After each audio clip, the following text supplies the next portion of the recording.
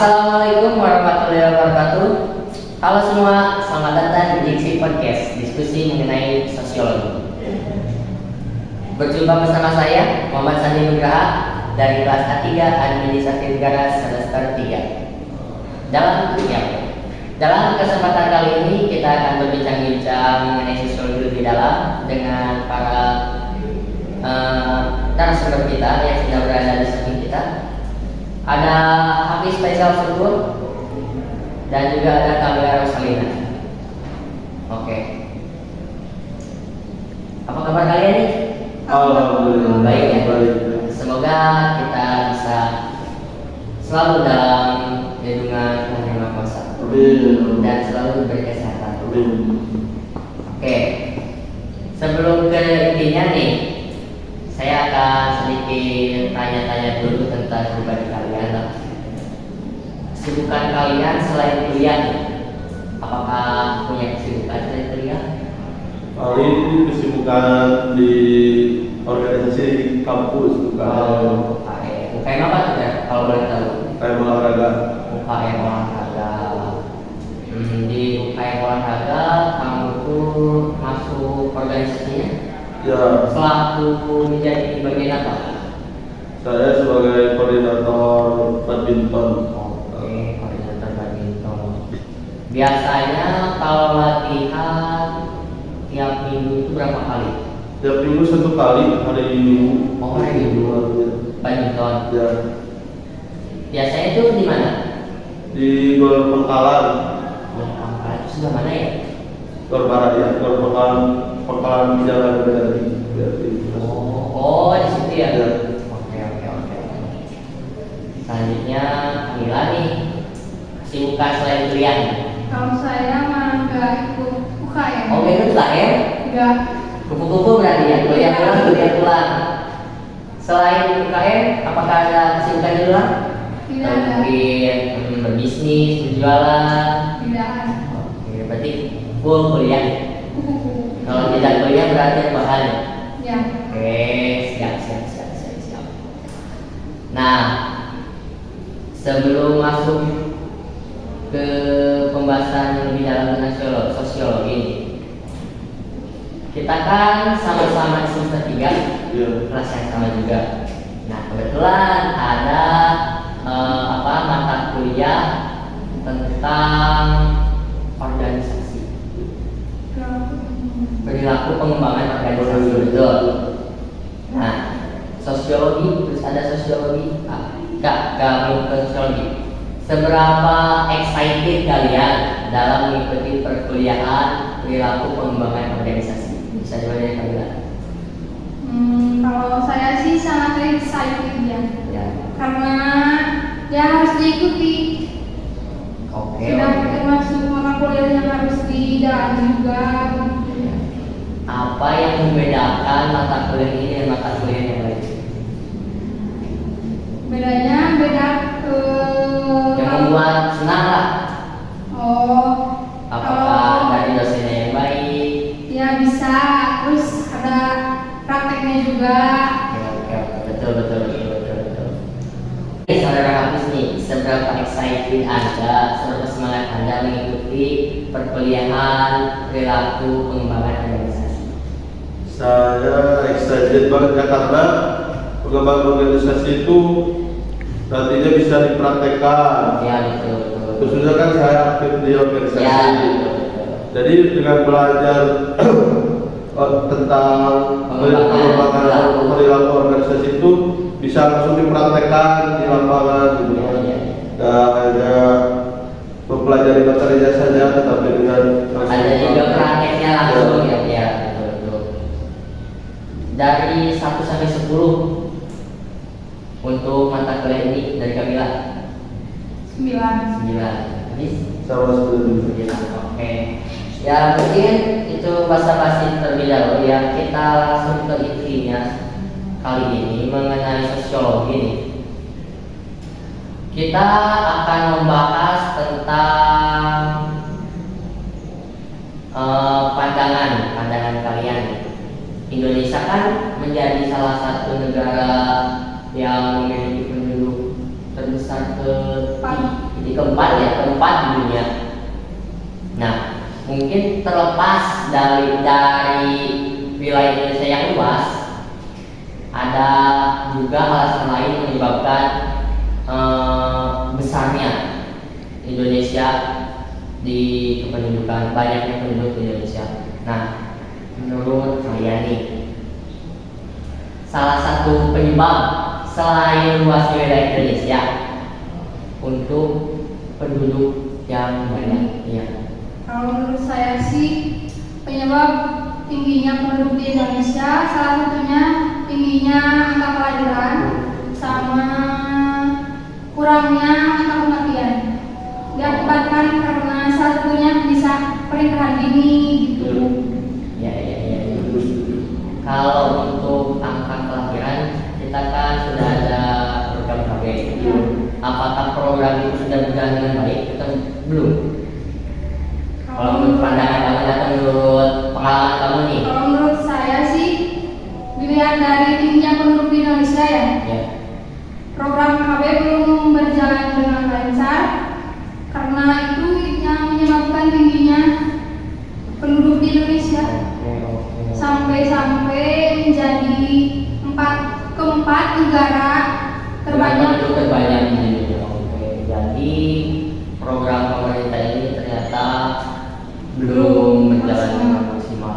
Pernah kan banyak orang yang beranggapan banyak anak itu banyak rezeki ya. Oh iya betul. Mungkin karena itu salah satu faktor. Ini yang tidak terlepas dari faktor agama juga ya. Iya.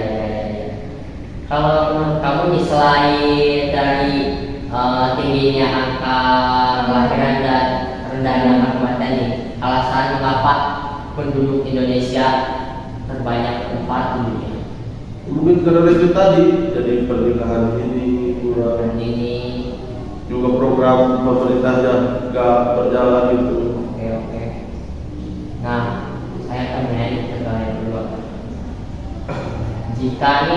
Jika kalian berkesempatan nih menjadi di bidang kepemerintahan, apakah ada usaha apa yang akan kalian lakukan untuk mencegah bonus demografi atau meningkatnya penduduk Indonesia? Kalau menurut saya akan melakukan sosialisasi kepada masyarakat kalau tingginya penduduk itu bisa berpengaruh kepada negara. Misalnya kalau tingginya penduduk bisa menyebabkan tingkat pengangguran tinggi, Iya betul. tingkat kriminalitas juga bisa tinggi juga. Jadi Jadi melakukan sosialisasi sosialisasi. oke, dengan suatu program yang sama mungkin KB ya. Oke. Untuk habis. Udah tidak ada tambahan. Oh jadi oke. Jadi ya dengan akan mengikuti Iya. program pemerintah yang sekarang. Oke, siap. Nah, penduduk terbanyak pasti di Indonesia. Pasti dong, nanti semakin banyak penduduk, semakin padat juga di tiap daerah. Nah, pemerintah juga pasti punya program nih agar kepadatan penduduk ini berkurang, terutama di kota-kota besar gitu. Nah, tanggapan kalian nih tentang apa yang dilakukan pemerintah sekarang dalam kepadatan penduduk di Indonesia? Apa tanggapan kalian? Apakah sudah berjalan dengan baik atau mungkin masih ada yang kurang atau mungkin programnya yang kurang tepat? Mungkin menurut saya belum berjalan dengan sesuai rencananya karena masih banyak orang-orang yang beralokasi ke kota-kota besar gitu Oh kan, iya betul. untuk mencari pekerjaan. Ya. Sedangkan kan di kota-kota besar untuk mencari pekerjaan itu kan sulit. Jadi yang pindah itu jadi belum punya pekerjaan. Oke. Jadi Bukannya ada pekerjaan, malah jadi pengangguran. pengangguran. Ini yang mengakibatkan Iya. para kepadatan di kota besar. Mungkin dari kalian ada tambahan? Oh, oke. Mungkin sudah setuju dengan saudara Hafiz. Oke nih, tadi kan ada yang membahas tentang perpindahan penduduk dari desa ke kota atau biasa disebut dengan urbanisasi. Nah, apa nih tanggapan kalian nih cara pemerintah untuk mengatasi agar urbanisasi ini tidak makin terjadi?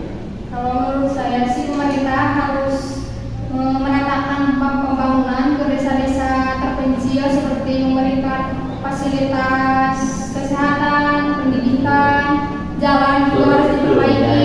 Lapangan pekerjaan Ya, juga. harus membuka lapangan pekerjaan di desa tersebut sesuai dengan lingkungan yang ada di desa tersebut. Oke. Apakah hal-hal tersebut sudah dilakukan oleh pemerintah sekarang? Kalau menurut saya sih, Menurut kacamata Anda nih, kalau menurut saya sih belum, karena kan masih banyak yang orang dari desa melakukan urbanisasi ke kota-kota besar tersebut, yang mengakibatkan di kota tersebut menjadi padat penduduk. ya, masih juga banyak jalan yang rusak, Ya. terus petani yang dianggap sebelah mata. Iya, dipandang sebelah mata. Kalau menurut saudara Hafiz, ya tentang pemerintah dalam mengatasi urbanisasi ini. Ya seharusnya pemerintah itu membuka apa pekerjaan di gitu-gitu. pedesaan ya. Ya membuat program-program yang bisa mengembangkan si desa itu. Oke. Kan sekarang banyaknya desa-desa wisata. Betul. Nah, harusnya masyarakat di Bisa di tempat itu bisa harus kreatif Oke. untuk memajukan Desa. desa. Ya betul juga sih, menurut kacamata saya juga pemerintah ini sebetulnya sudah melakukan upaya tersebut dengan mulai dari infrastruktur ke pedesaan, jalannya sudah mulai diperbaiki, banyak juga pemberian seperti pupuk, benih kepada petani yang ada di desa. Nah, berbicara tadi kembali kita ke kepadatan penduduk. Kepadatan penduduk ini kan biasanya terjadi hanya di kota-kota besar, terutama yang ada di Pulau Jawa. Nah, apa nih yang seharusnya dilakukan oleh pemerintah untuk meratanya penduduk di setiap kota, mungkin setiap pulau? Mungkin melakukan transmigrasi dari pulau ke pulau, Ya, untuk meratakan penduduk tersebut. betul. Saudara Hafiz, nah sebentar. Pemerintah kan sekarang dalam melakukan upaya itu dengan cara memindahkan ibu kota. Ibu kota baru. Nah, betul. Apakah kalian setuju dengan pemindahan ibu kota itu? Menurut saya sih kurang Setuju. Kurang. Alasannya? karena kan ibu kota pindah ke Kalimantan. Betul. Otomatis kan semua orang pada pindah Kalimantan yang Ya. pegawai-pegawai negeri itu yang bekerja Iya sih. di pusat kan Pusat, pusat ibu pemerintahan kota, ya. iya. Jadi kan otomatis pada pindah semua ke Kalimantan. Apakah bukannya hal tersebut bisa mengurangi kepadatan pendudukan di Pulau Jawa? Kalau saya sih setuju kalau ibu kota pindah ke Kalimantan, soalnya kan di Jakarta kita tahu ya, sudah berat ya, sudah kemacetan di mana-mana, polusi juga kan menyebar luas di mana-mana.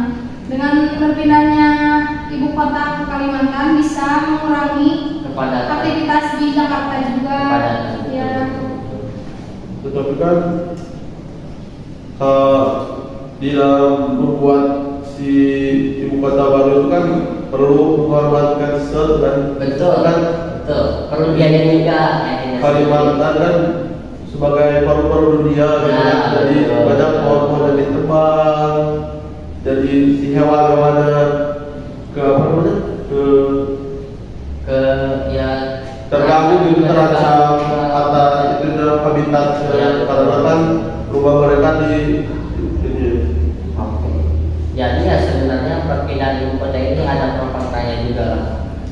Ya yang pasti pemerintah saya yakin sudah melakukan yang terbaik untuk hal ini.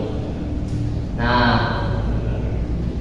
selanjutnya ke anggapan yang tadi nih, kata Kang Hafiz, banyak anak banyak rezeki. Ya. Nah, betul. Nah, tanggapan kalian dari hal ini tanpa mengikut sertakan pandangan dari agama dulu. Gimana tanggapan dari kalian? Banyak alat banyak rezeki. Iya betul.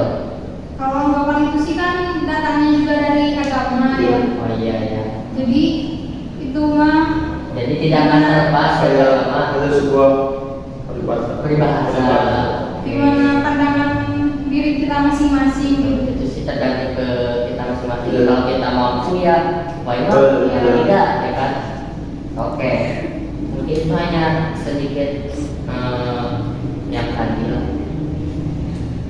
Mengenai urbanisasi. Kalau ini asitasi, Asitasi, ya. tidak ada yang melakukan urbanisasi. Tidak.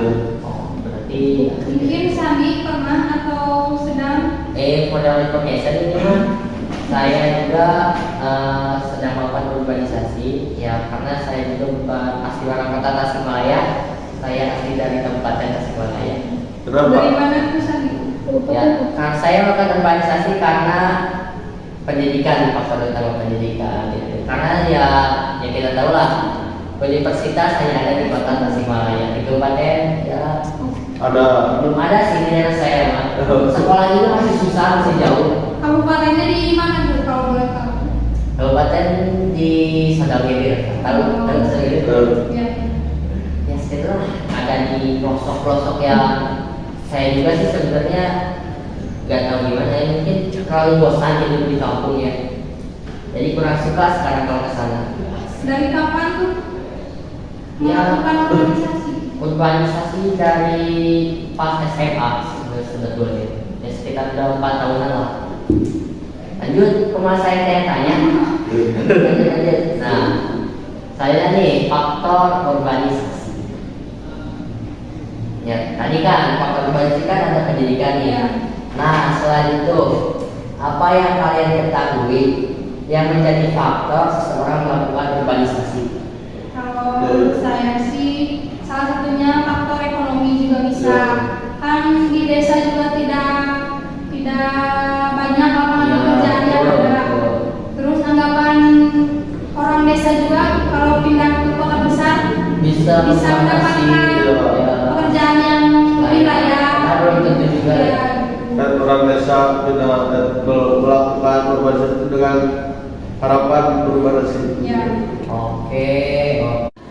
Oke nih, setelah melalui perbincangan yang sangat panjang mengenai urbanisasi, mungkin ini pertanyaan terakhir lebih ke kehidupan kalian di kampus. Nah, sosiologi itu kan tidak terlepas dari hubungan kita dengan orang lain, atau dengan sosialisasi. Bagaimana sih cara atau kehidupan bersosialisasi kalian di dalam kelas? Kalau saya sih bersosialisasi dengan baik ya sama teman-teman. Teman-teman saya sangat mendukung dengan segala apa yang saya lakukan, sehingga saya sangat bersemangat ketika memasuki perkuliahan. Betul. Dari Hafiz? Kalau saya sih kalau dari segi berinteraksi cukup baik ya. Ya, betul. Teman-temannya welcome gitu kan. Saya juga apa namanya Welcome juga. Nah, saya senang gitu kan punya teman-teman yang Ya, baik. Ya, seperti kan pepatah lah, 1000 teman itu tidak cukup, satu susu itu terlalu banyak. Oke. Ya, mungkin kita sudah berada di penghujung acara ya. Ya, sebelum itu saya akan sedikit menjelaskan kita podcast tentang sosiologi, tapi kenapa kok yang dibahas urbanisasinya? Jadi urbanisasi itu merupakan faktor yang melatar belakangi teori sosiologi ini terjadi. Kenapa kita mengambil, itu alasan kenapa kita mengambil materi urbanisasi. Terima kasih juga kepada para narasumber yang sudah menemani saya dari awal sampai akhir ini. Oke, mungkin itu dari podcast kita hari ini. Sekian, wassalamualaikum warahmatullahi wabarakatuh. Waalaikumsalam warahmatullahi wabarakatuh. Halo, saya Muhammad Sandi Nugraha dari kelas A3 Administrasi Negara. Saya sebagai Perkenalkan, nama saya Philippe Salsukur, kelas A3 Administrasi Negara. Di sini saya sebagai narasumber.